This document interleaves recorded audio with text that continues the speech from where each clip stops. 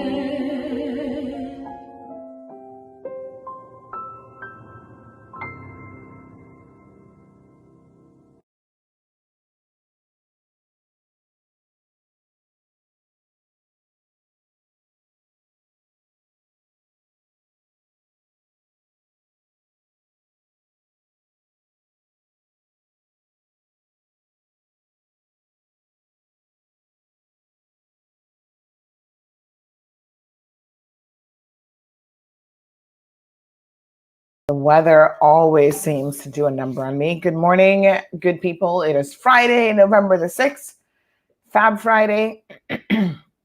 Happy Friday. We have a lot to discuss. My eyes are like super irritated this morning, so I've just put in some eye drops. But the show must get started and must go on. Good morning to all of you. Let me see my beautiful people. Catherine is here. Just out of curiosity, how many of you were tuned in to the show last night? At one point, the numbers went up to 1,288 persons.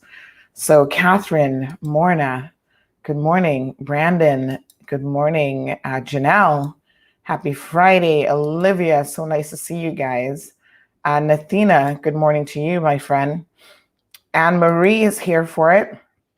Beautiful Corrine from West Bay says, be careful out there as the roads are wet. As a matter of fact, I suspect that is why today all schools are going to be closed, because the government is having to prepare for upwards of 10 inches of rain as a result of this storm. So what they want you to do is to stay off the roads.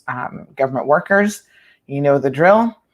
If you can work remotely from home, government has suggested that you do that. Fit Jamaican girl, I saw recently on Instagram that you looked like you were actually in Jamaica instead of Florida for a change.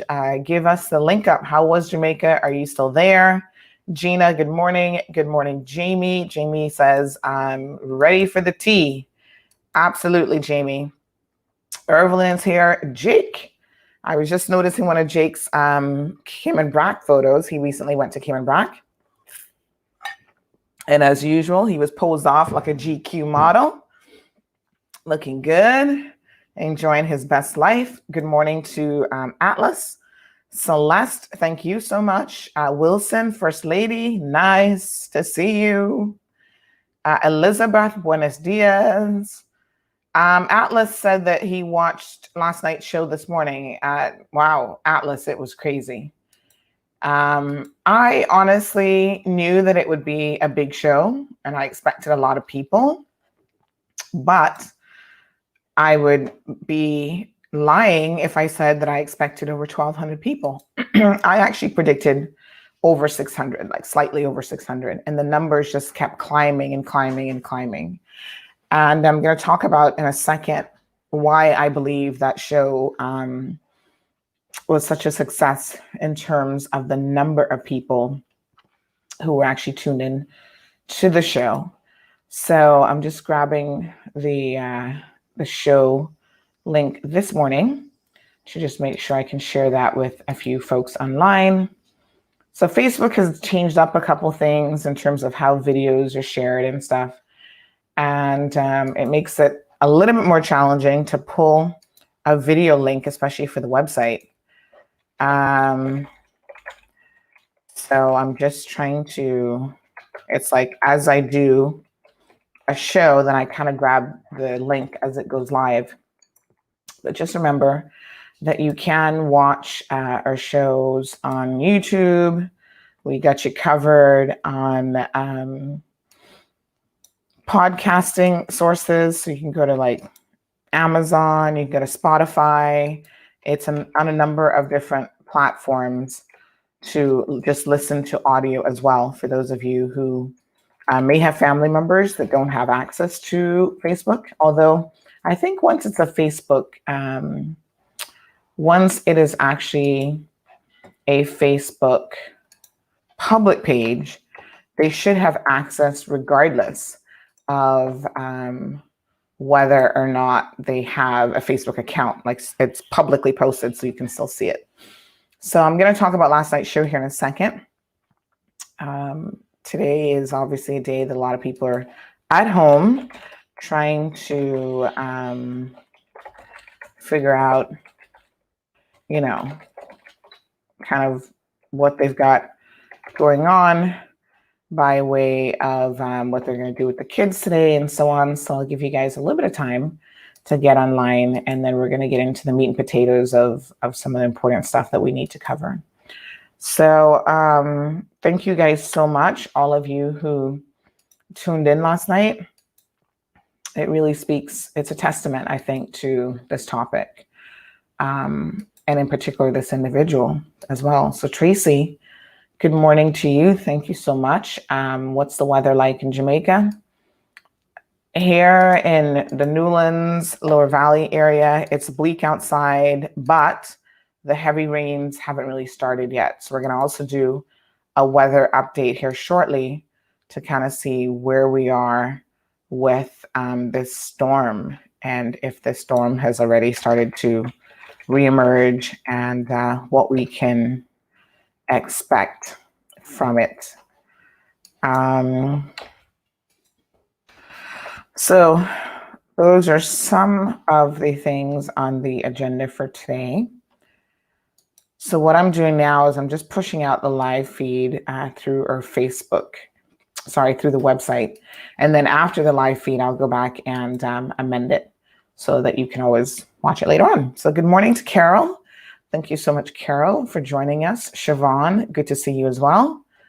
Duran is here for it.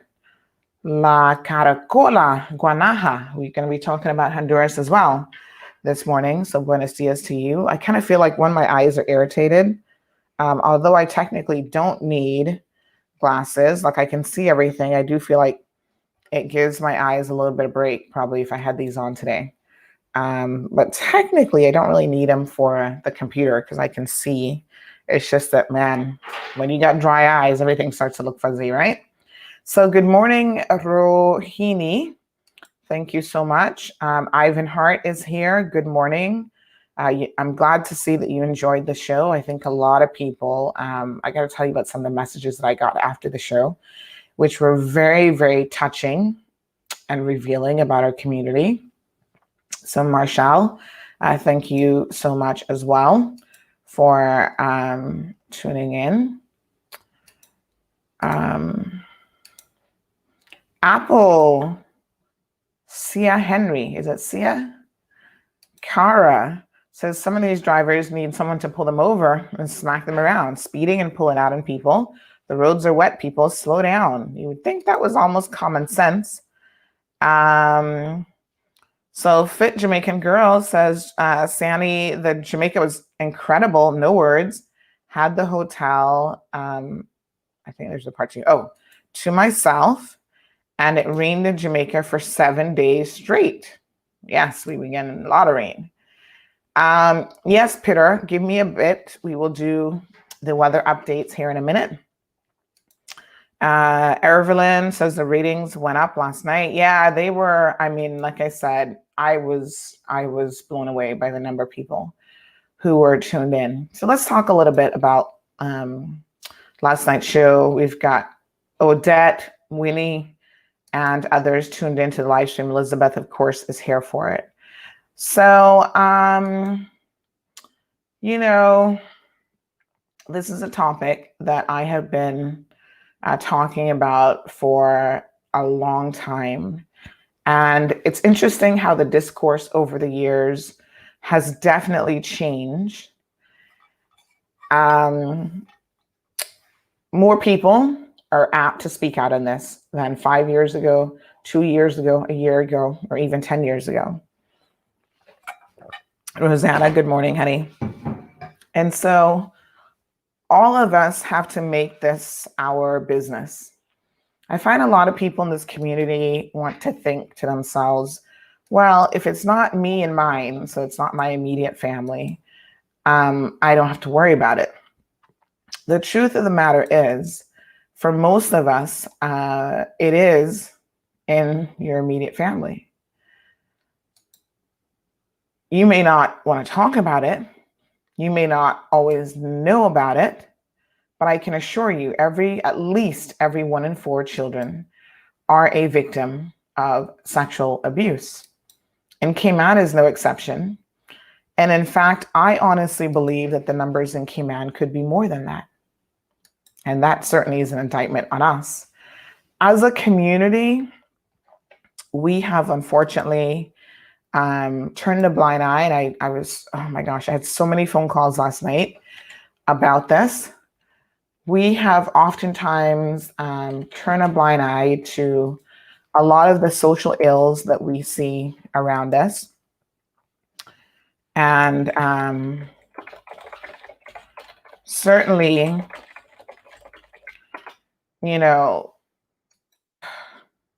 sexual abuse is no exception. There are people who are ashamed that they were victimized and they will never speak their truth or speak their story. There is family members who have been complacent or actively participated in covering up all of these stories that we've heard about or that we know that's happening. There have been some horrific stories on this island where mothers knew and they protected the fathers who were predators in their homes. And not just protected them, but actually gave them the opportunity to molest future children or future generations. Normally, by the time someone, statistically speaking, is exposed as a child molester, they have molested countless other victims. So when they get caught, it's not the first time. In the US, it's like an average of 15 to 20 other victims. They seldom get caught on the first time. We shared our story last week, I think it was, or the week before, about a man. He happens to be Jamaican in the States, and he was a quote unquote pastor. And he'd been molesting a little girl from the time she was 6 years old until she was an adult. So for when she was in primary school. And there were times that he raped her 3-4 times a week during the course of all of those years. And you hear stories like that, and you think, oh my God, that's the worst case. This is so horrific. But you would be surprised how many people right here in this island are experiencing similar things, similar abuse, and are unable to share their story and are unable to come to terms even with what has happened to them. What I feel in this country is every time we victim shame, we, start asking victims all these questions. Well, why didn't you do this? And why didn't you do that? We put the blame on them and the responsibility on them when it should not be on them, right? When a person decides that they're going to take advantage of a young girl, a young boy, no matter how old. So sometimes they're teenagers, sometimes they're preteen, sometimes they're babies. The person who makes that decision, I don't care why they make that decision, they are the ones who should be held responsible. The questions that I asked last night of that young lady was to try to get the full story. Like, okay, what transpired? What happened here? What went there? I am not about asking a victim to justify her actions or why she did a certain thing. And I want to make this very clear because I know that some of you were wondering why I didn't bring him on the show in that moment. And there's a couple of reasons why. And I think that certainly they are worth discussing this morning. So, messages that I've received, countless messages overnight. I'll talk about some of those in a second, but she was a brave, brave young lady. And trust me, she was also a very lucky young lady. That night, she was able to get away unscathed. We have the benefit of being in our 40s and looking at a situation and saying, wow, that situation could have ended so differently. And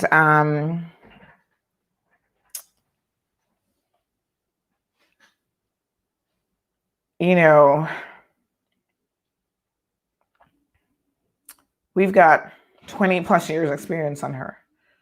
So we could see the dangers, but honestly, how many of us can say that we ourselves have not been in a similar situation where in the moment you're like, oh my God, what am I doing here? Sometimes you don't even know in the moment the danger that you're in.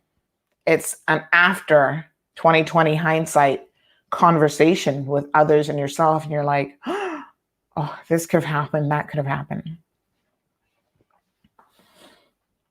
I saw people commenting like, oh, young lady, learn how to drive so that you don't put yourself in this situation again. I understand what you're trying to say, but she didn't put herself in that situation. She trusted someone who said, I'm going to give you a ride home to give her a ride home. And yes, it only takes that one time. But believe me when I tell you, you can know how to drive. You can know how to do all these things. And there are still people out there who will rape you, sexually assault you, and take advantage of you. So it's not even a question of, had she done this, she wouldn't be in this situation.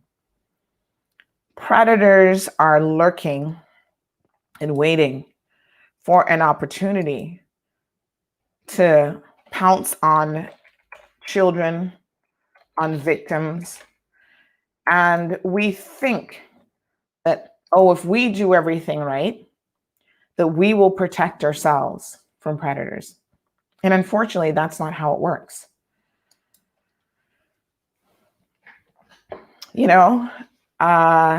Sometimes a woman does everything right. She's not exposing herself, because some of us have that mentality. Well, if you wear a certain thing, you're asking for it. There are countless victims who have done everything right. And I say that because victims should never be blamed for what happens to them. They should never be held accountable for that. I don't care if they were walking around stark naked on the street. There is no excuse for someone to take advantage of another person, especially sexual advantage. And so when I saw some of the comments, and I must admit that they were in the majority, but as always, the minority comments always get people talking. The vast majority of those people know that this man has a long history of allegations against him and questionable behavior. A long history. You heard people saying this man is in his 30s, and this has been happening from when he was in high school. R. Kelly had a similar MO.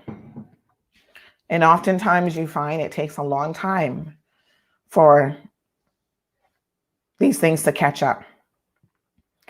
But folks, we are living in very different times now. And this is where I want to encourage this conversation. Every single time I highlight this story, I know that there's one of you out there who are going to be impacted by hearing another victim come forward. Another victim who is brave enough to say, this is my story. This is what happened to me. Trying to warn young girls about how they can try to be careful. And even in the carefulest of moments, you can still be victimized.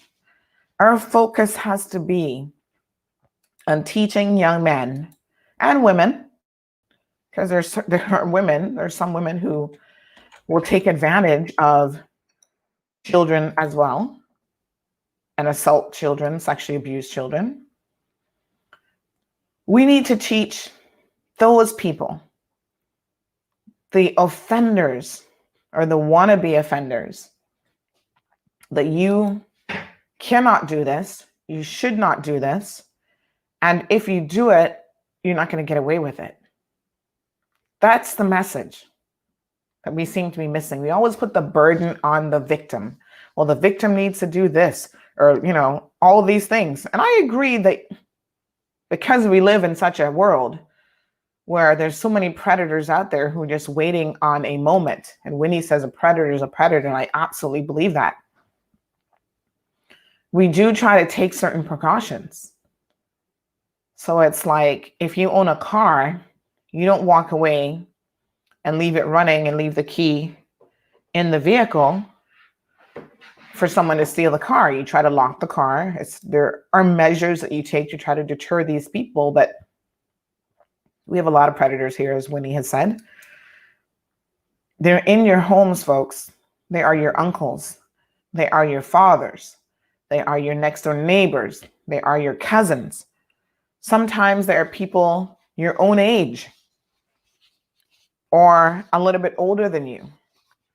1/4 of all children who are molested by other teens. So think about that for a second. 25% of the people who are out there victimizing and molesting are not adults. So you think, I won't leave my kids around adults unsupervised, but They can go and hang out with their cousins or other kids in the neighborhood. And I'm telling you that a lot of those children, because oftentimes of a history of being victims themselves, turn into perpetrators. And they victimize other children. I have seen it countless times on this island. You have no idea. Years ago, there's a case I'm very familiar with in West Bay, and it could be West Bay, East End, Georgetown, Savannah, Newlands, the shores. It doesn't make a difference. Rich, poor, no one is saved from being a victim, potentially. And the perpetrators can also be anyone. Rich, poor, lawyers, doctors, it doesn't matter. And so there was this little boy who had regressed to bedwetting.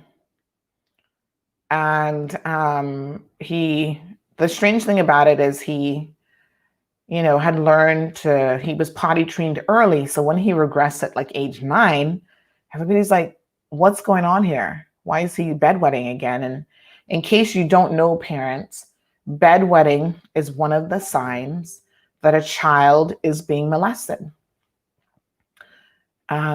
Because it's just one of the body's reactions to being under immense stress.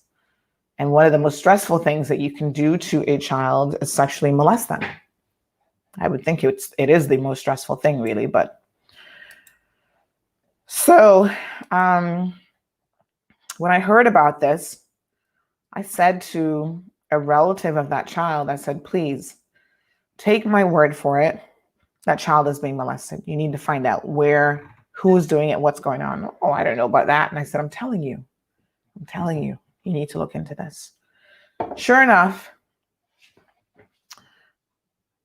the neighborhood boys that he was hanging out with, older than him, 12, 13, 14, 15, were forcing this little 9-year-old kid to perform oral sex on them.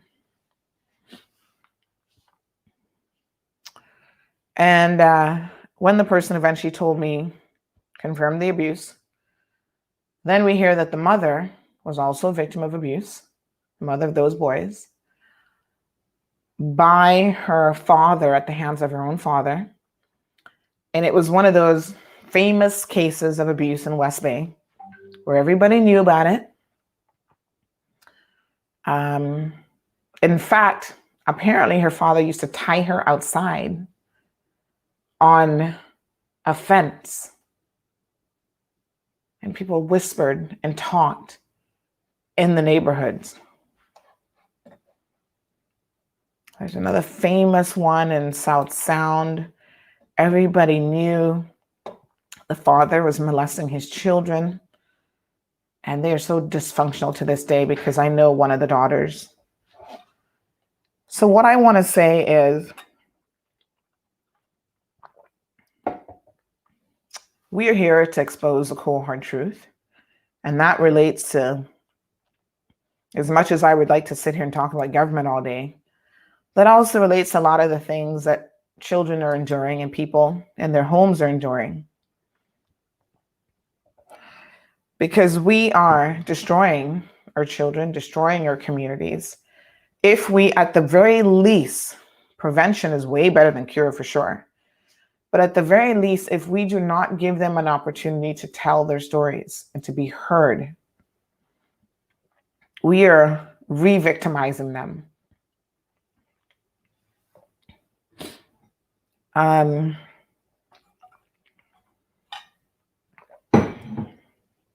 Carol says victims are made to feel as if it's their fault. And this is true in other countries, not just here, all the time.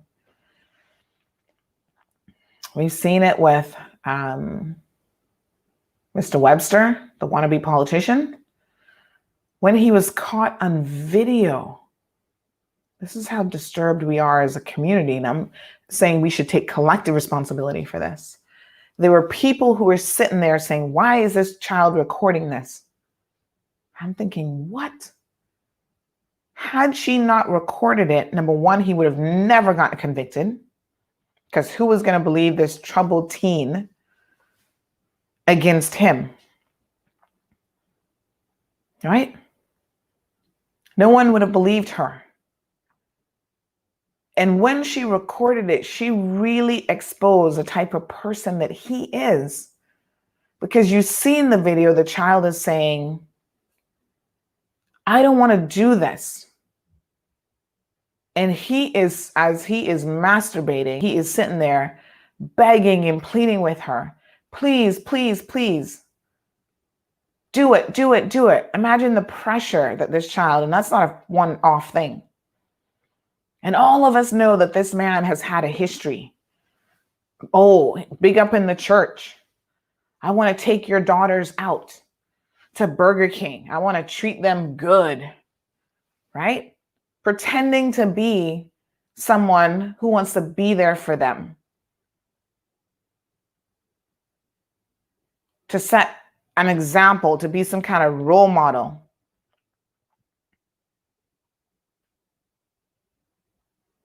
And his real purpose, the real reason why he was being nice, is he was looking to take advantage of these girls sexually.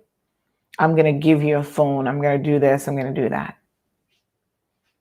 The Webster family, and I hate to say this because I'm sure there's a lot of people in that family who are probably not molesters, but they do have a reputation, some of them I should say, from one generation to the next. Remember I think that would be probably his nephew or cousin, the one who years ago molested and raped his own daughter for years and actually got her pregnant while she was in primary school, and then gave her castor oil to abort the child. That's the only reason he was caught at that time. And you guys might remember his mother. She was a little old lady that used to walk on the bypass. And this is when, you guys know, I returned to the Cayman Islands around 96. And this happened a couple years after that, when he was exposed that he'd been molesting this child for years. And you hear the stories of how the child would be crying because of what he was doing to her. And he lived in a house with his own mother, this little elderly lady. She always used to wear her hair in a bun. She's now deceased. But for years, she used to walk on the bypass, on the Newlands bypass, after that was built. You'd see her early in the morning with her skirts all the way down to her knee, or to her ankle, walking with her stick up and down, getting her exercise. And I remember her writing something in the paper when this case came out about her son. And she said, let anyone without sin throw the first stone. And this is a so-called Christian woman who I understood would hear the child crying and would have known what was happening and did nothing. And I will live with the memory of reading her words seared into my brain forever, because she is a representation of what is wrong with this country. You hide behind the Bible, you hide behind churches, and you allow your sons to molest and rape your own granddaughter. And you know about it and you do nothing. Every single time I see this man walking around, because he loves to grocery shop, apparently. That's the only place I hardly ever see him. But he likes to go grocery shopping like it's nothing. He just hangs out at the grocery store. Like, I never actually see him buying groceries. But I see him walking up and down, trolling the groceries, Foster's, Savannah, Kirk supermarket. I've seen him at so many grocery stores. I'm thinking, what does he do? Like, he's a professional grocery shopper? And this is what we do. We condone the behavior. We turn a blind eye. We ignore it. But what I'm saying here today, folks, and what I've been saying for many years, because I responded to her at that time and I said, no. This has got to stop. It's got to stop, folks.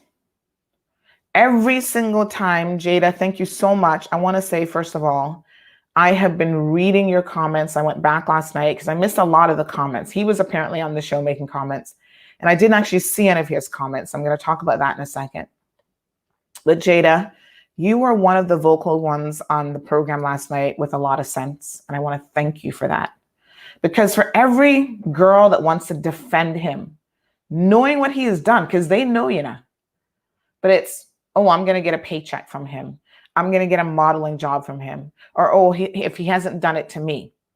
Because he's not going to do it to you if you're closer to his age, a little bit older, or someone with children. He's picking because he has a, what do you call it? There's an actual name for it. Peter Pan syndrome, right? Where he's emotionally stunted, where he is only attracted to teenagers and maybe barely legal girls that he can prey on and he can do certain things with. So Jada, I thank you for being a voice sometimes in what seems like the wilderness. There is a lot of grooming that happens, as Jada rightfully says, that contributes to this culture of rape and sexual abuse of our children. Absolutely. Sometimes we ourselves are participating in grooming our children and we don't even know it. When you tell a child that they have to hug their uncle and the child tells you, no, I don't want to hug him. I don't like him. I don't want to, stop doing it, parents. Do not force your children to hug anybody. Do not force your children to give somebody a kiss. Do not force your children or allow your children to go to these sleepovers, because if you really knew who was preying on them when they were sleeping, and the poor children do not even know it, there are countless victims who are molested in a dead sleep. And some children sleep like a rock when they're out. Protect your children fiercely. Do not allow them to go on fishing trips with that uncle in Cayman Brac, because that uncle took them out in the boat and molested them on the boat. These are stories that I know happen, folks. These are victims that over the years have come forward. Prison officers giving a young 13-year-old girl a ride from school because she missed a school bus, and then taking her somewhere and raping her. And our largely Jamaican police force, this was many years ago, allowed him to leave and flee the jurisdiction. These memories are seared in the brain of victims. When you ask a victim, why haven't you told anybody? Really? That's the question that is most pressing to you when someone tells you that they have been victimized. I had a young lady call me after the show last night, and she's involved in a current situation, so I don't want to say too much about it. But she said to me, Miss Sandra, I watched the show. She started messaging me afterwards, and I saw she was deleting the messages. And I'm thinking, hey, what's going on? Is this about the show tonight? And she's like, well, it's about a situation I'm dealing with, but the show has brought me to reach out to you. But I don't want to talk about it on WhatsApp. Can I call you? And I said, yeah. This young lady says to me, she's unable to cry. Imagine this. And I mean, this made me so sad. Somebody who's young telling me that she is unable to cry because of the situation she is in, has hardened her to the point where she can't even shed tears. And I was like, wow, that's rough. I'm just like, I just listened, waiting on the police to do their job. Why haven't the police contacted me? A statement has been made. Why are they not doing anything? And I listened to this young lady, and at the end of the conversation, She started crying. And she said to me,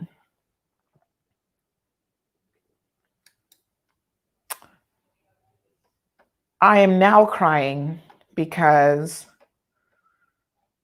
someone finally has listened to me. Just by giving her 10 minutes of my time last night and listening to her story, she starts to cry because no one had been listening to her. No one had been giving her the opportunity to express what is going on. Family members are shutting it down. They're saying, don't talk about it. It's going to make us look bad. You know, it hasn't even gone to court yet. So you can imagine if they're already shutting it down, he probably won't even get convicted. And I wish that I could yell from the rooftops the names of every single man. This man has molested a girl from the age of 9 for 3 years. And he's walking around like nothing amongst us. He still lives in a home with other children. Okay. Another little girl and another little boy. And his family members make excuses for him and say, oh, well, he molested a stepdaughter, a stepchild. Technically, they're not family to him, so he wouldn't do it to his own child. Really. This is the nonsense that we want to believe. So she started crying and she said, thank you for listening. Now, I've emailed the police commissioner to find out why there has been no follow-up with her case. Winnie, I started a petition for a sex offenders registry. It was delivered to the government of the day. This has been over 10 years now, and still nothing has been done. We don't want to know, apparently, because that means that we would have to expose the uncles, the fathers, the politicians who sit right now in our legislative assembly who have a known history of molesting our children. I'm going to tell you guys a story about some of these so-called politicians. That is why I have no respect for them. You know, when they want to sit on their high horses and talk about fake news and this and that, and they have the audacity to say anything to any of us, right? When they have the audacity to talk about the gay community, I want to remind them that some of those same people who are members of the gay community, who are setting up organizations now to help others navigate the certain waters of discovering who they are. Some of those same young men and women were victims of these same politicians. And people, I'm not telling you what I do not know. A couple years back, one of them and their sibling, 2 brothers, decided that I posted something against PPM and they didn't like it. And so they were going to make some comment that they thought would be hurtful to me. Oh, well, you were in court for stealing money from government. This was before the case got thrown out by the judge, right?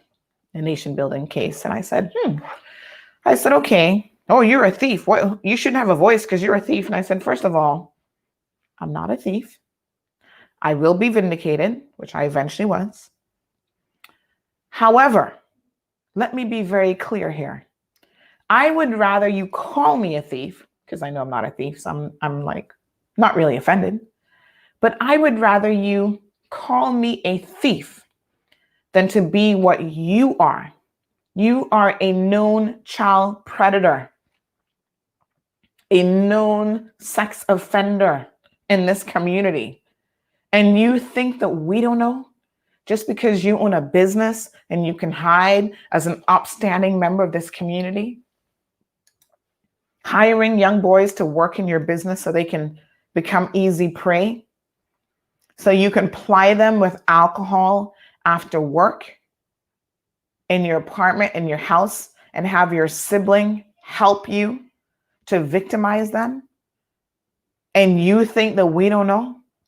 You have the audacity to call me anything? Well, I tell you what. Call me anything in this world. Call me a liar, a thief. I don't care what you want to call me, but don't call me a child molester. And that's what you are. And I posted that on this social media post. And believe me when I tell you, the comment got deleted so quickly and I got unfriended by both parties very, very quickly. But you know what? It doesn't change the facts. And the facts are, we have members, sitting members of the LA who are child molesters. And they jump up on Sundays, they go to church, they'll even get on a podium, they talk about this, that, and the next thing. They castigate members of the gay community and other people. Well, you shouldn't be doing this. This is a sin. Well, you know what is a sin? You know what is evil? Your actions, your behavior against children. That's what's disgusting. And some of those same young men and women who now happen to be gay, you have molested and you know it.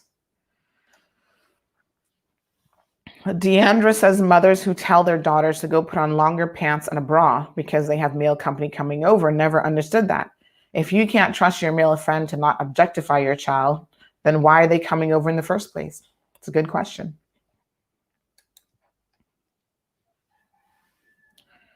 Whitney says even grown women are going through this. Predators are real. Rape is rape. 100%. And if you know how it can traumatize a grown woman, imagine what it does to a young girl who has no understanding of life yet, no real grasp on life. This comment here says, police are useless. I swear they know everyone out there due to the way they act with cases, reports, and situations. Most of them are not trained themselves, and some of them are also molesters and abusers. So they're not going to sympathize too much with a victim. So these are but some of the stories that I hear on a daily basis, and I suggested to that young lady last night to please get counseling. I think in her head, she's not there yet, but maybe from our conversation last night, there's a little bit of a glimmer of hope. We have to stand united, folks, with victims.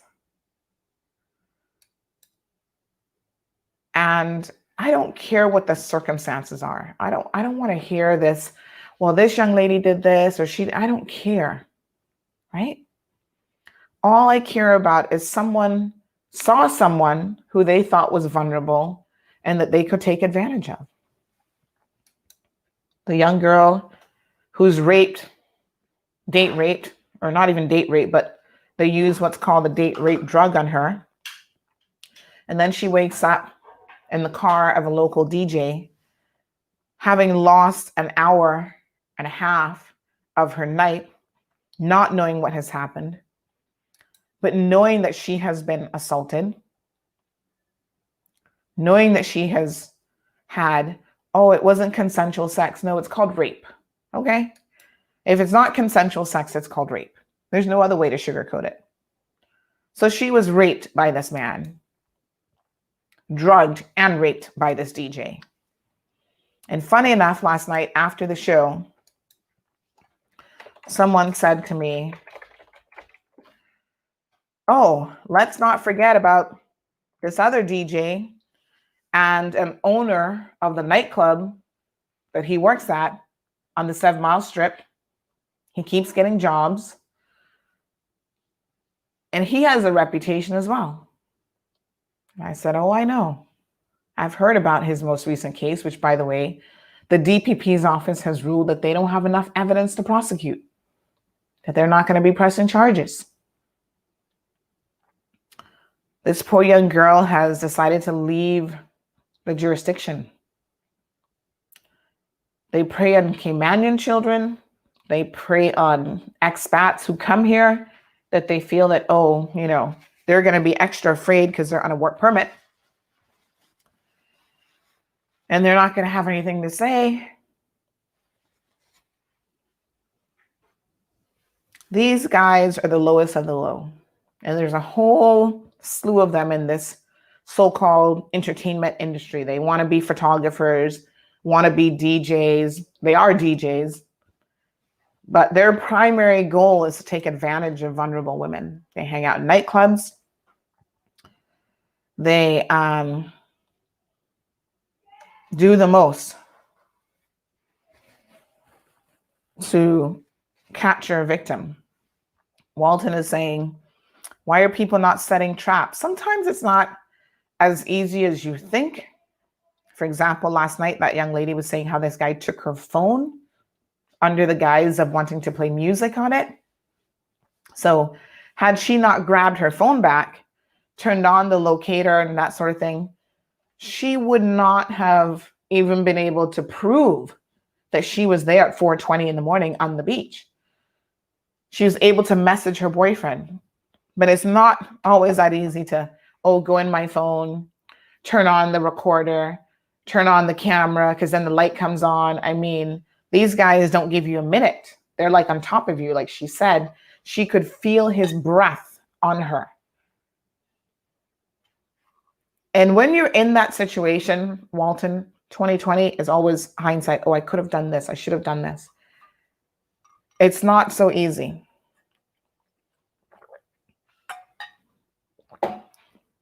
Patricia says, I don't care who it is as an adult. I take my kid's word over anyone. I raise my kids to know I'm open to talk about anything, and I never shut my kids out. We need to stop as parents and place ourselves in our kids' shoes and just listen and act. Communication is key. Absolutely. But so many of our young girls are even afraid to tell their parents. So even this young lady last night, she was sharing her story with us, and her mom had not sat down and heard the full story from her. They're embarrassed. They're afraid. Like she said, she was trying to work and, earn a little bit of side money. And part of her being naive is, and I don't say that in a bad way, she's just young and inexperienced. She didn't realize the predator she was dealing with. So she thought, okay, this is making me feel uncomfortable. This is weird, but maybe it's just me. So I'm not going to say anything to my mom because I know that my mom's going to pull me out of this job with reason. Bruce says, I'm starting to get concerned about the entertainment industry in the Cayman Islands. Maybe there needs to be more scrutiny and oversight of the industry. You know what, Bruce? For sure, there needs to be. But at the same time, everybody knows it's like Cayman's best kept, not a secret. You know what I'm saying? I spoke to 3-4 people in the music industry last night after the show. Nobody's surprised. Everybody, we've known this for years. We've known this. But we know it, and we are not having the discourse. We're not having the public dialogue. And honestly, I am thankful that so many of you are tuned in this morning. It's nowhere near 1,200 people, for sure. But at the end of the day, it's better than the 20 people I would have had having this conversation last year. So we are making baby steps. We are getting there. I know a lot of people in Cayman are talking about it this morning. And the discourse has to expand beyond one or two people. And we need to talk about what's happening in the broader community. The fact that so many people are being put in this situation, so many girls and boys.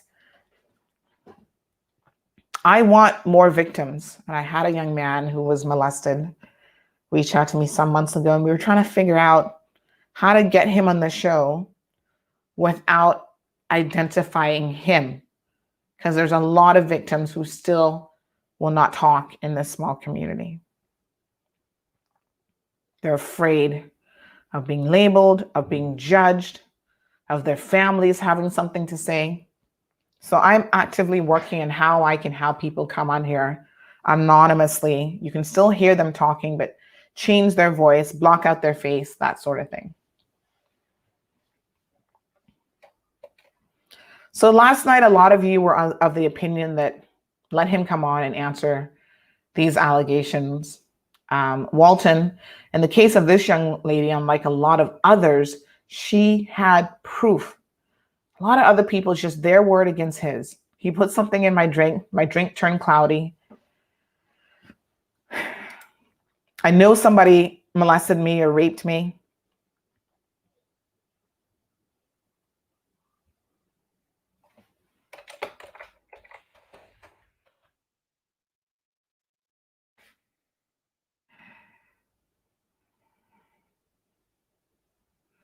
You know,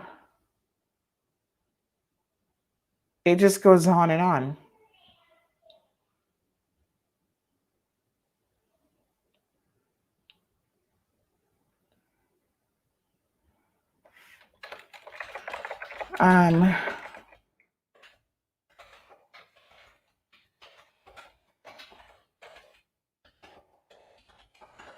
So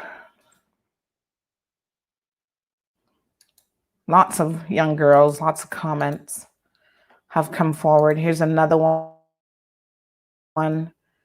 Are you or someone putting all these messages together and taking legal action? He raped me, but I never said anything till this day. Blaming myself for putting myself in that situation.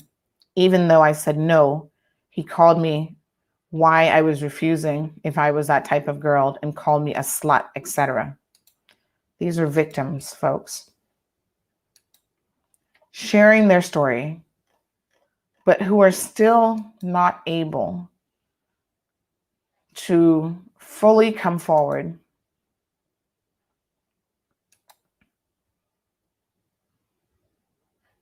They're still afraid.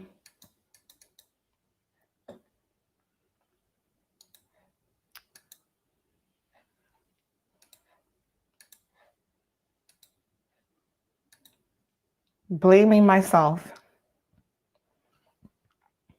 The victims are always blaming themselves.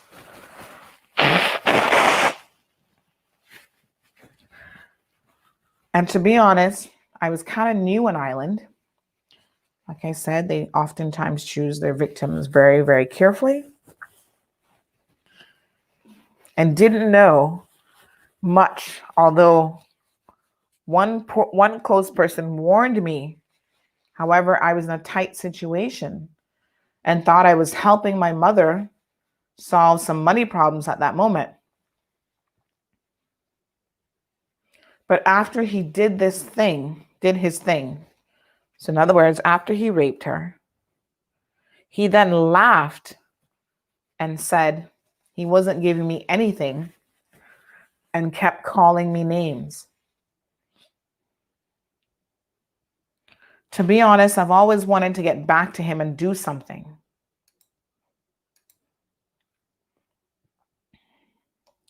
When victims feel helpless,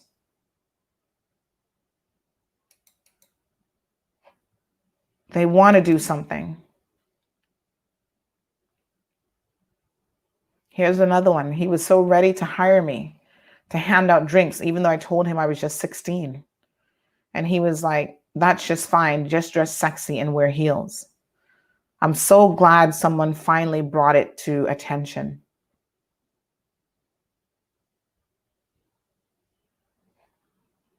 So they don't want their names to be shared, but they still want someone to listen to them. They still want their stories to be heard. They still want some validation that what was done to me was wrong. And people need to know what type of monsters. Wasn't going to give me anything and kept calling me names. Imagine the audacity to rape someone and then turn around and name call them sluts and whores. You're blaming them. To be honest, I've always wanted to do something back to him and do something to his car or something, but never did. So I would really like to take action if there's more people doing it.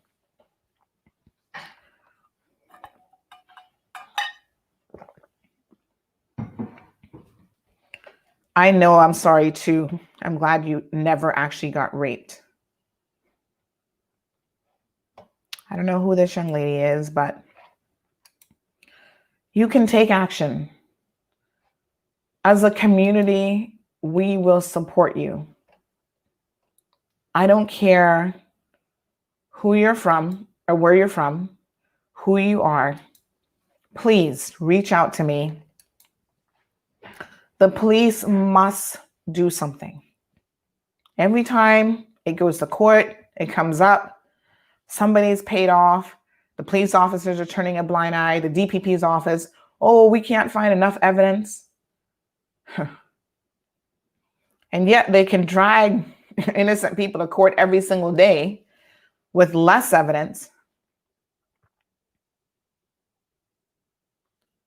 It's disgusting. So Jada, that message about taking legal action was actually sent to me. So a lot of you were asking last night, let him come on, because 1,200 people were here for a circus show. And this was not a circus show. This was about giving a young lady an opportunity to talk about what she experienced, her voice. This wasn't about bringing him on because he jumps in on the live and starts posturing about, oh, I have a flight to catch. I have this, I have that. If you have something to say, Mario Blake, aka Mario Vibes Time, by all means, we will give you, and you've been invited, every opportunity to come on the program, defend yourself against all of these allegations going back numerous years. Have your say, but I was not going to allow you or anybody else to get on this show with this young lady and make this a circus and try to call her a liar and trying to call her out. She had receipts, folks. Right? This last night was not the forum for him to jump on posturing and trying to convince anyone of the type of person he is. We'll give you your entire show. She was on for an hour and a half. You want 2 hours? You want 3 hours? Hell, you want 5 hours to explain your behavior that has spanned since the early 2000s? That's some 20 years now. Come on. I will give you the platform to do so. But I'm not going to allow you to come on here and your few people defending you try to attack this young lady. That wasn't going to happen. So when we reached out to him, this was his response last night.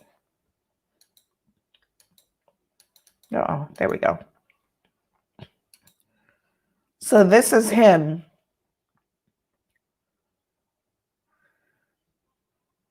saying that no, he's going to take legal action. It's all good, thanks. Folks, this man never had any intentions of coming on the show, and I don't care what you people want to believe or what you want to say.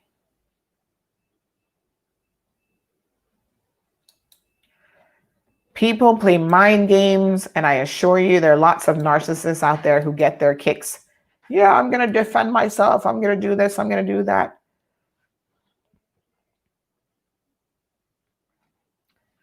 I wish, Bruce, I wish.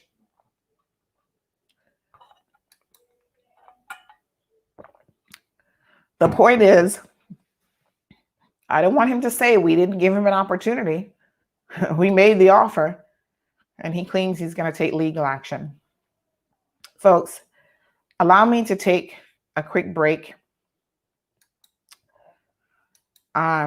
This topic does make me very emotional and very upset. And I oftentimes, like I said, have had the displeasure of hearing from so many victims from all walks of life who've been taken advantage of by all sorts of people. And, you know, the honest truth is my number was scrolling on the screen. He actually never called. He never made any attempts to reach out to us. We reached out to him. Since he claims that he wanted to call in, I'm like, well, technically you never even tried to call.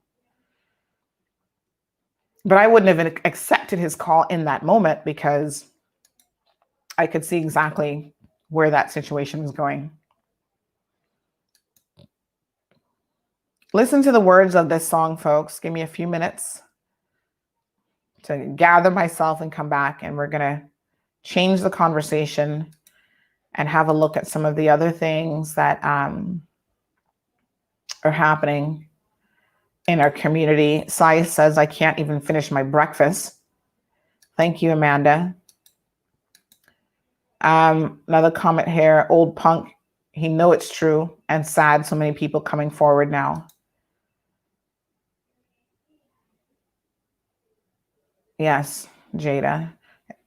Because they actually are innocent persons who would come on and defend themselves because these accusations are serious. Eric says 95% of our law system is full of BS. They rather prosecute or charge the public with stupidity, such as speeding tickets, car tint, etc. But something that matters in our community, they turn their head. For sure. Every single day it happens, unfortunately. Hell, they'd rather convict me of speaking the truth. Folks, give me a few minutes. I'll be right back after these messages.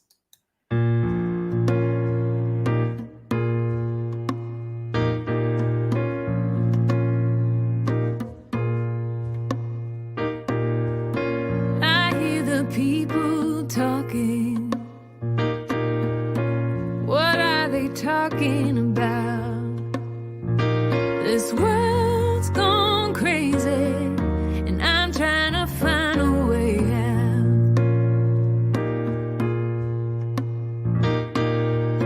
Nobody knows where we're going, or if we're going at all. Nobody cares if we stand, if we have nowhere to fall. It's a singing symphony, playing as the ship goes down. It's a porcelain epiphany, breaking if it hits the ground. I gotta find a way out.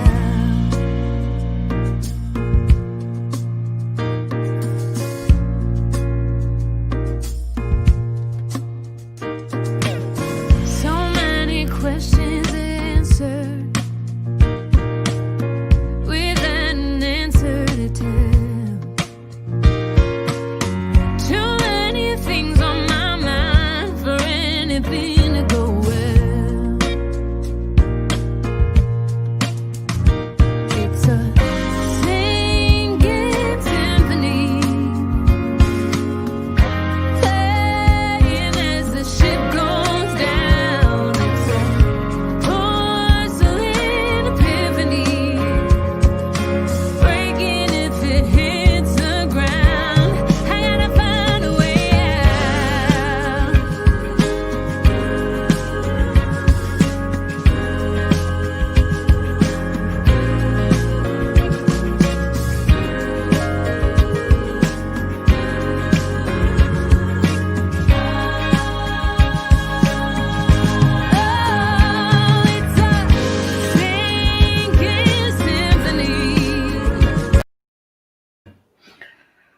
All right, folks.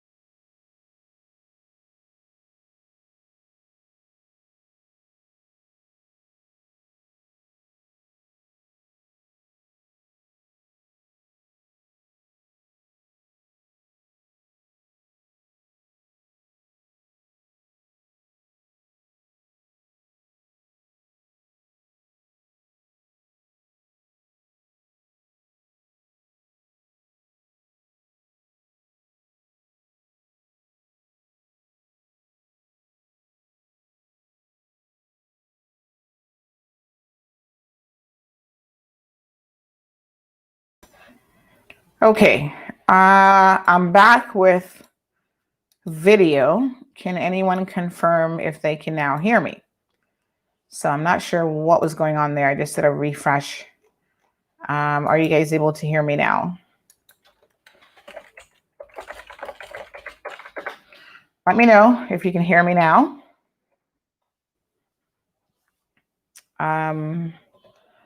So we were talking about, okay, JD says yes. Okay, awesome, we're back.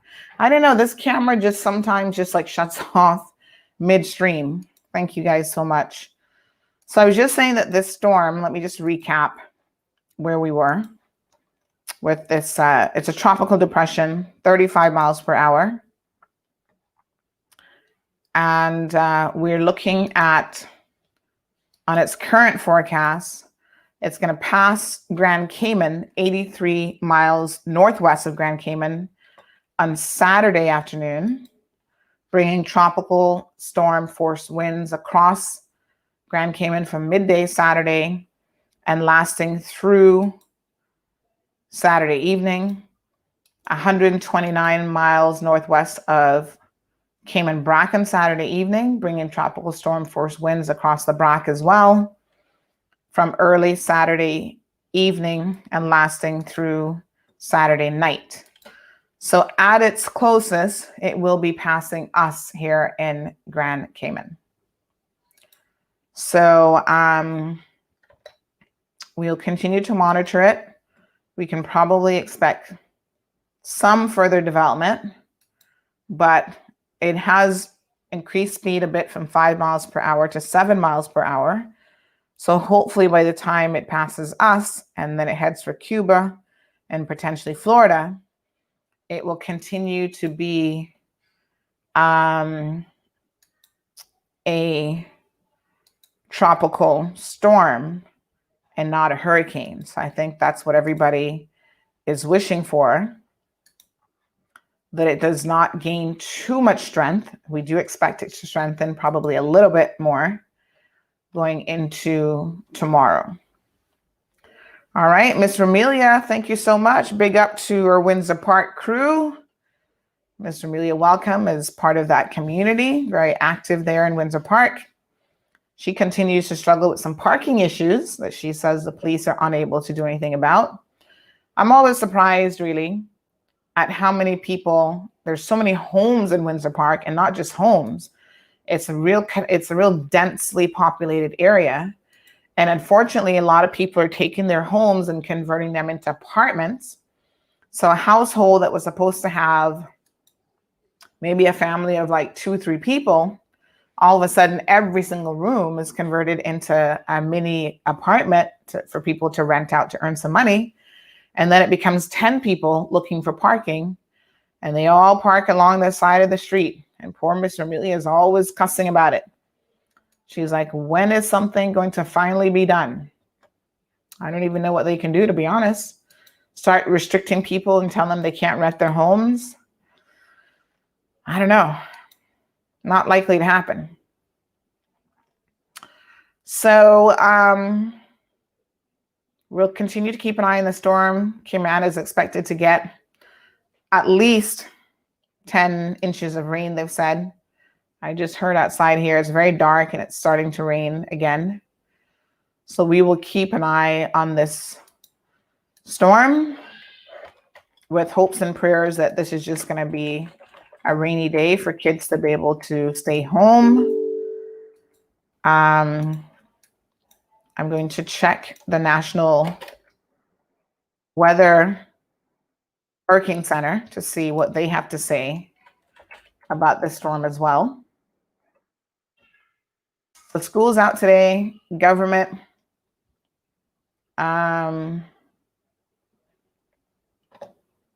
gave out an advisory yesterday that if you're a civil servant, they appreciate that a lot of you can work remotely and work from home, and that is what they are asking you to do. So that's the recommended course of action. Cuba, of course, is bracing for this. It's going to go right over the edge of Cuba. At 6 a.m., this is the latest update an hour ago, Central Standard Time, the center of tropical depression, Eta, was located about 65 miles east of Belize City and 410 miles west-southwest of Grand Cayman. So the depression is moving towards the north near 7 miles per hour, and a turn towards the northeast is expected later on today. With this motion continuing through early Sunday, and on the forecast track, the center of this will pass over the northwestern Caribbean Sea today, approach the Cayman Islands on Saturday, and be near Cuba Saturday night and Sunday. So our Cuban friends and family members definitely need to be on the lookout for what is happening with the storm.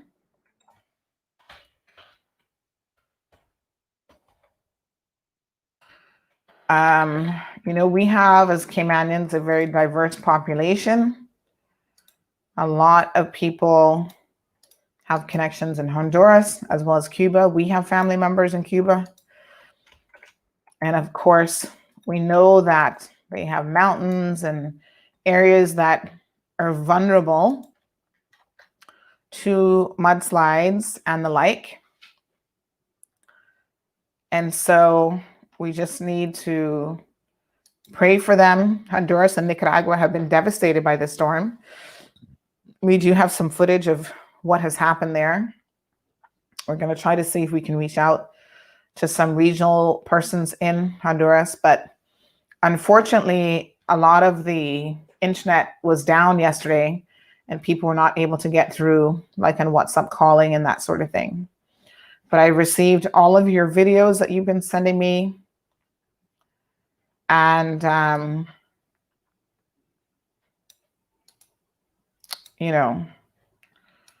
pictures and everything, and the situation in Cuba, my apologies, in Honduras and Nicaragua does not look good. So I want to encourage all of you to start thinking about, maybe it's a beautiful rainy day today, you're going to stay inside. How can you best put together care packages and so on for people in Honduras and Nicaragua? The people are going to really need our help. And I've already had people asking if Cayman Airways would be willing to put on flights to Honduras, cargo flights, in order to allow people here to send goods home to family, friends, loved ones, or total strangers. Because listen, a lot of us may not have anyone in Cuba, but we have the heart, that we want to donate. So the governments of Nicaragua and Honduras continue to issue warnings for heavy rain and flooding in those countries because they're still getting some of the tail end of this. And interest in those areas should continue to monitor the depression. Interest in Cuba, Northwest Bahamas, Florida Keys, and South Florida should also begin to monitor the progress of the storm, because as we've just said, by Sunday, Cuba will start to feel some of the impacts of this. An additional 5 to 10 inches of rain for portions of Central America in eastern Honduras and eastern Nicaragua. Southeastern Mexico and Jamaica can expect an additional 2 to 5 inches. The Cayman Islands into portions of Cuba can expect 10 to 20 inches of rain. Now, I'm hoping that for us, the least amount of rain, the better, to be quite frank, because we know that, unfortunately,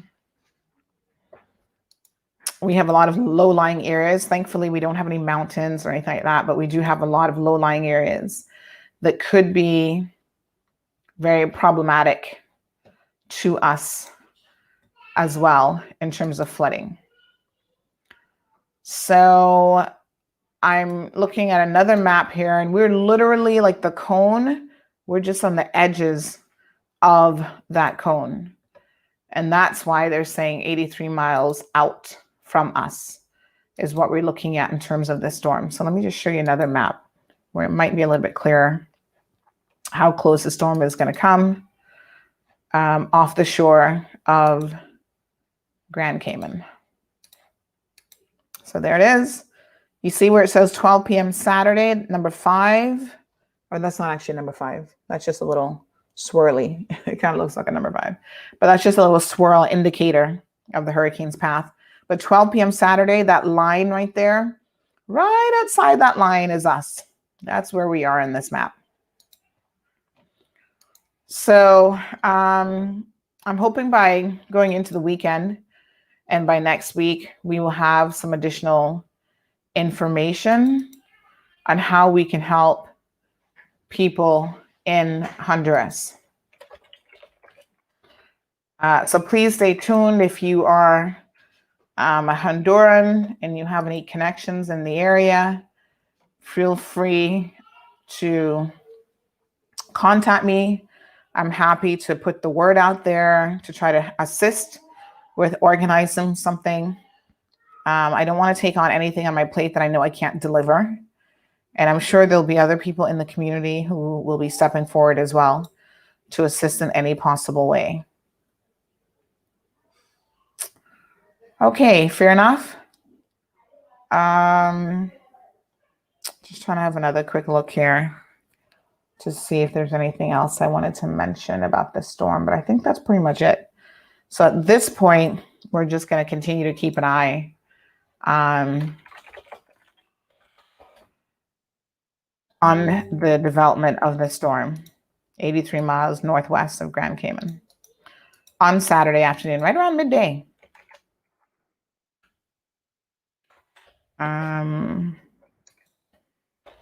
All right.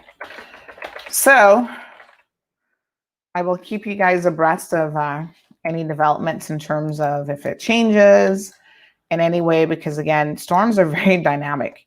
I mean, even the path of the storm is not 100% right now, right? This is a projected path. This is the forecasted path. But we know sometimes these storms have a mind of their own. So of course, stay tuned to official sources, but here in CMR, as these things start to happen, we will certainly keep you abreast of them. Evelyn, prayers, yes, my dear. Starting at 11 a.m. this morning, we'll start to get some weather. I think even before then, to be honest. JD says, good weather, love the rain. I asked someone to drive safe, ask everyone to drive safe, no speeding. It's too close to Christmas to lose anyone. Thank you, JD, for those words. Lizette, good morning to you. Jonathan says it's going to be windy. Sorry, with lots of rain. Some beach waves is kicking in. Good morning to you, Darlene. Jonathan says, I would say the waves all over is pretty big. Well, yes. And, you know, small craft warnings. Are in effect. And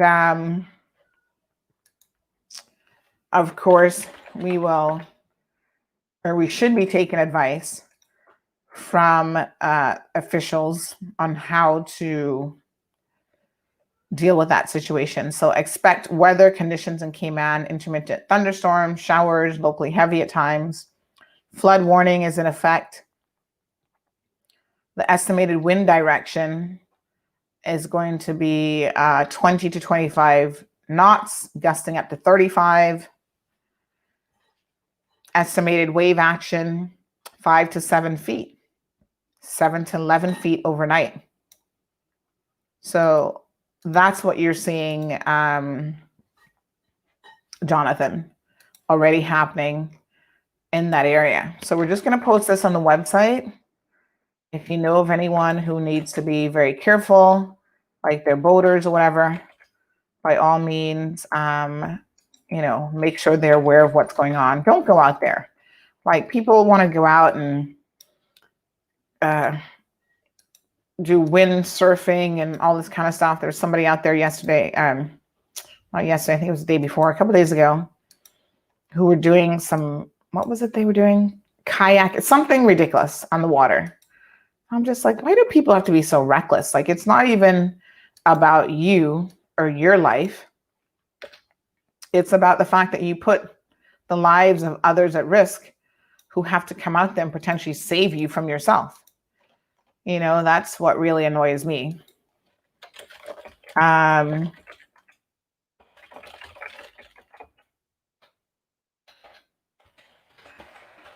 Okay, so projected to come within 83 miles of Grand Cayman at its closest point.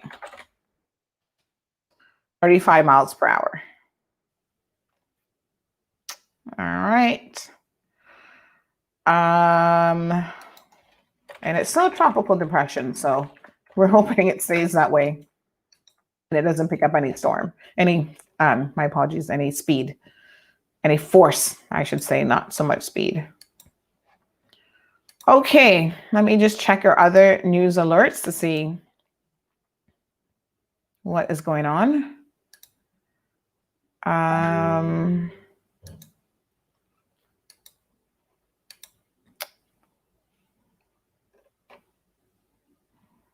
Okay, we'll delete that. That looks like spam. We have some things happening on the political front that we'll be posting up later on today.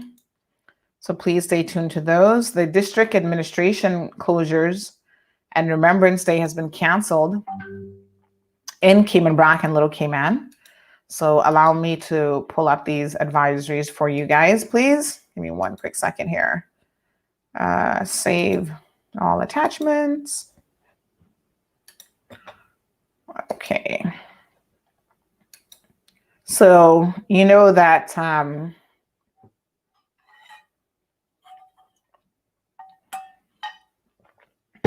the Sister Islands were going to have a Remembrance Day celebration. We had already canceled ours here because they decided not to have it. Nothing related to the weather, but in light of, I think, just the pandemic. So now, unfortunately, for the Sister Islands, their planned event for the weekend, because remember now, Monday is a holiday. So their planned event for the weekend shows that it has been canceled. And if you're a government worker or you have a need to go to the administration office there in Cayman Brac, the district administration building is actually going to be closed as well. So they will be closed today. So these are some notifications. We know a lot of people watch us on the Sister Islands as well. Shout out to Cayman Brac and Little Cayman. We combined make up the Cayman Islands. And a reminder that Cayman Brac and Little Cayman are under a tropical storm watch. Persons are encouraged to continue preparations and secure items around their yards and businesses, and to keep all of your devices charged in case there's a power outage. So I'm charging up phones and everything, charging up my wireless device in case the power goes out. At least that might still be up. Please stay safe and indoors as they're making preparations. This is Ernie Scott, who's a district commissioner on Cayman Brac, and Mark Tibbetts, who's the deputy district commissioner.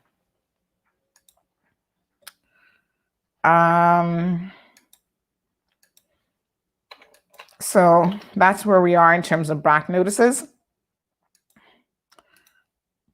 Let's talk a little bit about the U.S. presidential election, folks.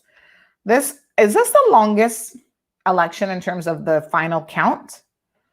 Because, boy, they are definitely taking their time with this one. Well, they want to get it right because Trump is suing any and everybody that he can. He is like, did you guys see the video with Anderson Cooper?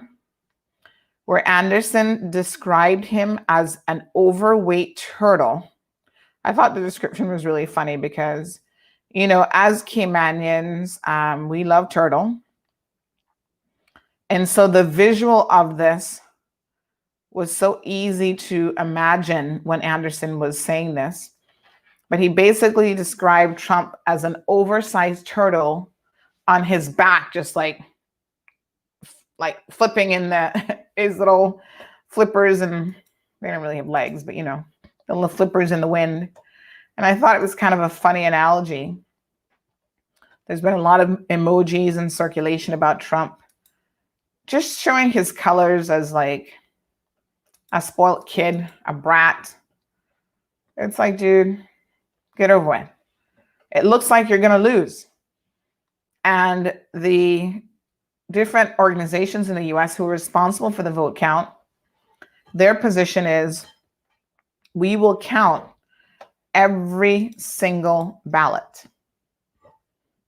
Part of the reason why they want to count every single ballot is that they don't want this guy to say, oh, you had 1,000 ballots uncounted and I could have won with 1,000 more votes if they'd all been in my favor.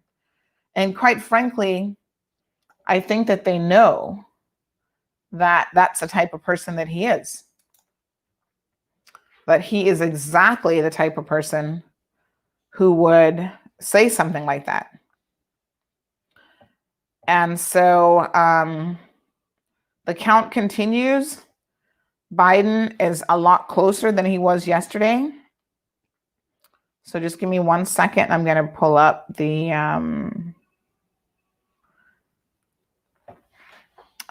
numbers here and show you exactly where we are. The Senate race, I think, is still neck and neck. Let me just double check 1 second. I had to look at it this morning and it was like, whoa. So presidential race, Biden has 264 now. Trump still has 214. He's not moved since yesterday.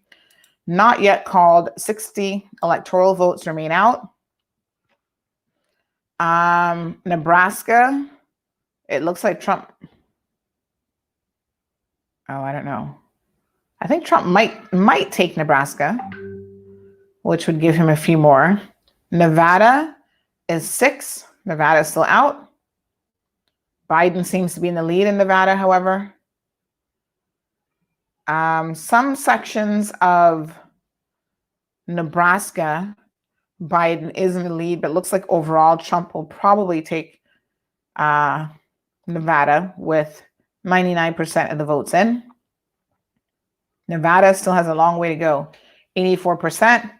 Georgia is neck and neck, like 49.4% for each, 1.2% for other, with 99% of the vote in Georgia. So Georgia may be, is there such a thing as a tie? Pennsylvania is still out, 98% of the votes in. That would be another 20 electoral votes. Biden is in a slight, like 0.5% versus 0.4% lead. So it is tight. Wow. That's an amazing situation there. But basically, I think Trump would have to take everything that is remaining. And in fact, the projections are that he could lose Georgia, which a lot of people are a bit surprised at. Georgia with 16 points would definitely allow Biden to get to the 270 that he needs of the electoral votes to claim the election. So the counters are saying, listen, don't pressure us.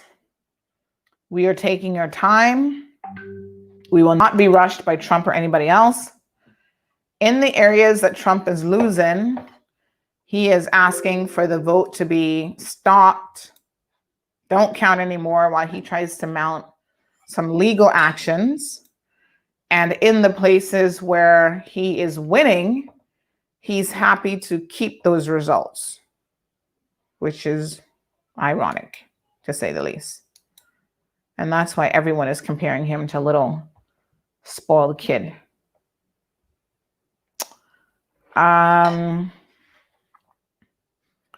So at this time,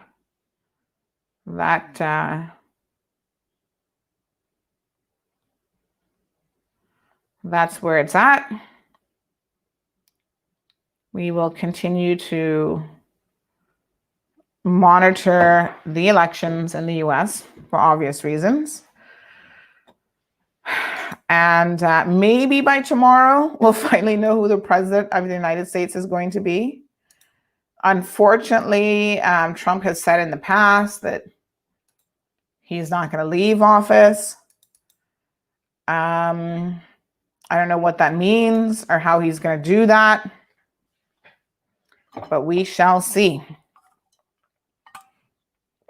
I mean, he has undermined the democratic system in the US in so many ways. Quite frankly, it makes you wonder,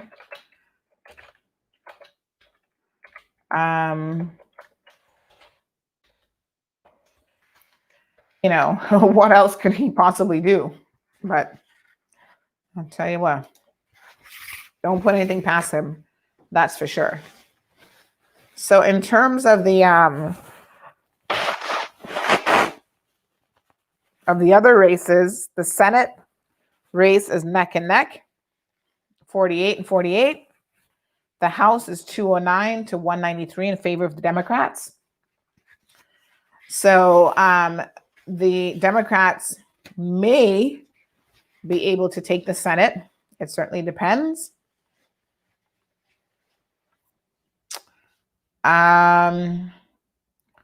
So we shall see kind of where that's at. So there's a number of states that are still out. Looks like Georgia, North Carolina, Pennsylvania, Arizona, and Nevada. So 3 and 2, that's 5 states that are still out. Let me show you what the projections are for those. Nevada is the big one that still has a lot of votes out that are not in as yet. Let me just show you that one.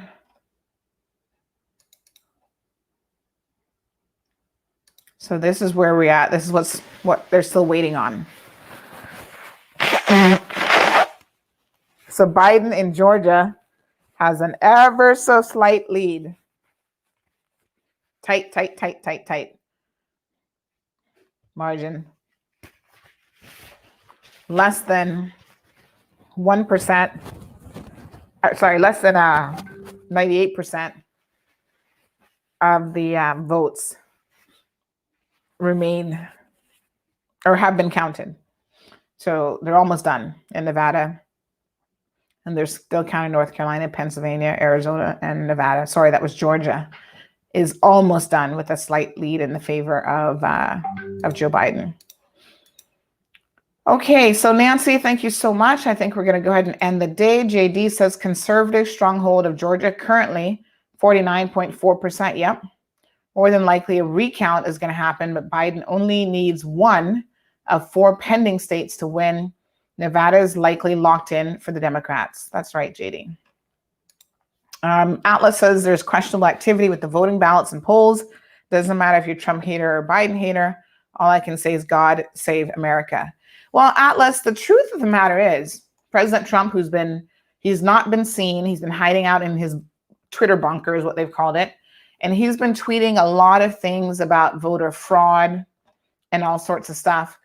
And the truth of the matter is his campaign has filed lawsuits in Pennsylvania, Michigan, and Georgia. Georgia's not even finished counting yet. This idea that there's large-scale voter fraud is a lie.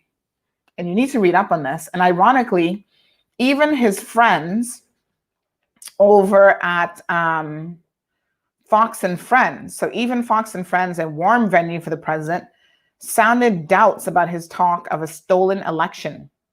CNN and MSNBC have dismissed the claims. So go and look at this for yourself. You know, they find one video of someone who dropped a ballot on the ground, and then they claim, oh, this is happening in every single state and every single county that people have been voting. And it's actually not true. Not true. So Fox and Friends are his friends, his longtime friends. He's been there, going to them from a decade ago.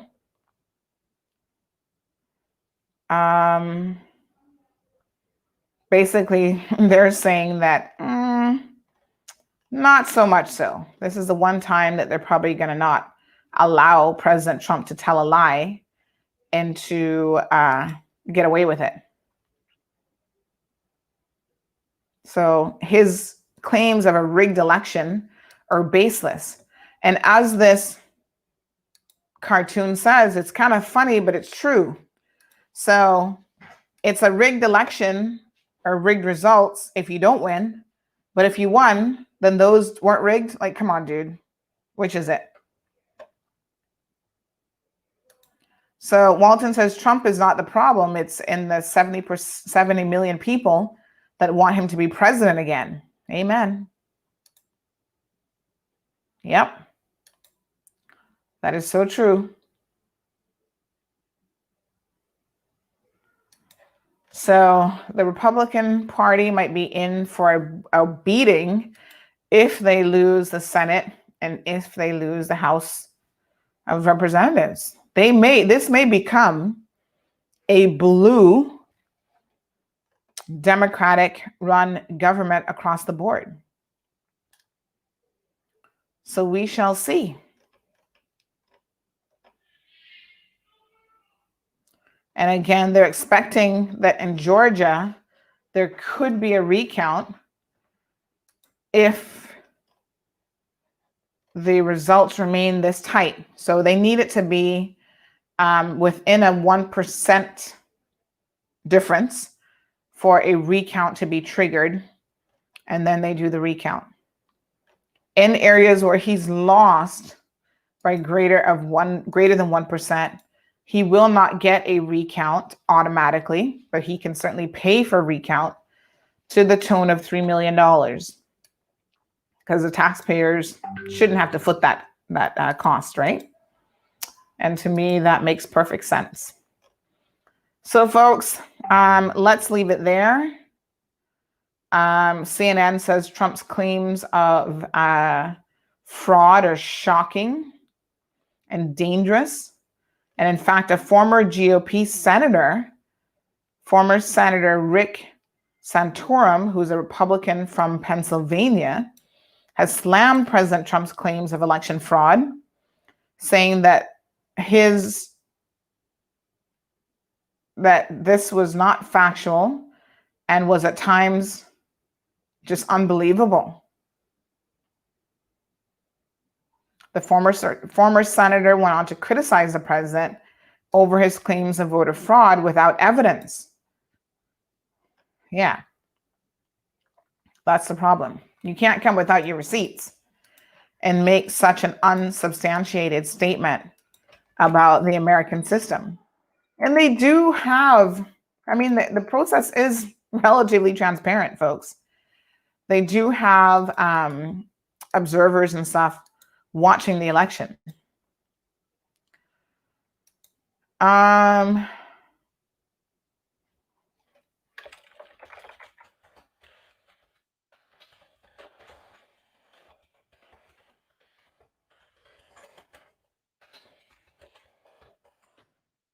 right. That's it, folks. Thank you guys so much for tuning in today. We'll keep you updated in terms of the storm, any developments there. And shout out to everyone who is ready for the weekend. I'm gonna cook me some curry chicken today.